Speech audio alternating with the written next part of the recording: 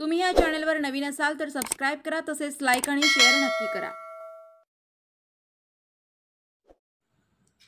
नीरा उजवा कालवा फुटला आणि माढ्याचं राजकारण तापलं। मोहिते पाटील आणि उत्तम जानकर गटाचा फलटण कार्यालयावर मोर्चा। नीरा उजवा कालव्यास फलटण तालुक्यातील कोळंकी जाधववाडी पाणी पुरवठा योजना टँक पॉइंट जवळ गळती लागून हजारो लिटर पाणी वाया जाऊ लागल्याने प्रशासनाने उन्हाळी आवर्तन तात्पुरते थांबवून दुरुस्तीचं काम हाती घेतलंय। मात्र मतदान होऊनही अजूनही राजकारण संपले नसल्याचं चित्र माढा लोकसभेत पाहायला मिळत आहे।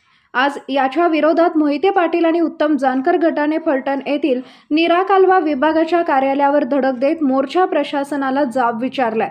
विशेष म्हणजे याचे नेतृत्व भाजप आमदार रणजितसिंह मोहिते पाटील यांनी करत उत्तम जानकर यांच्यासोबत फलटण कार्यालयावर धडक मारली। सोलापूर जिल्ह्याच्या सीमेवर असणाऱ्या धर्मपुरी येथे मोहिते पाटील आणि उत्तम जानकर समर्थक जमून नंतर वाहनाने हे सर्व आंदोलक फलटण येथील नीरा कालवा विभागाच्या कार्यालयावर पोहोचले। प्रशासनाच्या सांगण्यानुसार तेथील गळती दुरुस्तीसाठी नीरा उजवा कालव्यातून माळशिरस, सांगोला व पंढरपूर तालुक्यातील उन्हाळी आवर्तन बंद केले असून दुरुस्तीनंतर पुन्हा या भागातील शेतकऱ्यांना ठरल्याप्रमाणे पाणी देणार असल्याचं सांगण्यात येत होते। मात्र तातडीने दुरुस्ती करून तातडीने पाणी देण्याची मागणी आंदोलकांची होती। नीरा उजवा कालवा किलोमीटर 49/900 सेवा पथकाकडील बाजूस घळ पडून लागली होती, त्यामुळे पाणी वाया जाऊ लागल्याने हे आवर्तन थांबवल्याची प्रशासनाची भूमिका आहे। गळती लागल्याने कालवा विसर्ग कमी करून गळती रोखण्यास अंशतः यश आले होते, परंतु गळती पूर्णपणे रोखली गेली नाही। सध्या तीव्र दुष्काळाची स्थिती असल्याने पाण्याच्या आवर्तनात विस्कळीतपणा आल्याने माळशिरस, सांगोला व पंढरपूर नीरा उजवा कालवा लाभधारक शेतकऱ्यांमध्ये असंतोष पसरलाय।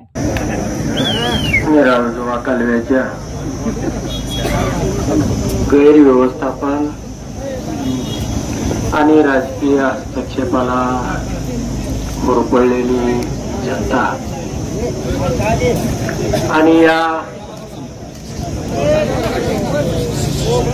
जनतेचा आवाज या फलटण या ठिकाणी धडकलेला आहे। याचे नेतृत्व 80 वर्षाचे आदरणीय विजयदादा करताय। तुम्ही सगळेजण भर उन्हामध्ये आहात।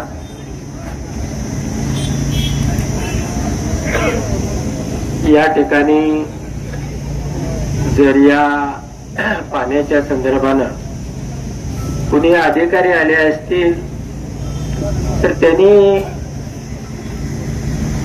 हा फुटलेला कॅनॉल माझ्या मते 4 तासापेक्षा जास्त वेळाचं काम नाही।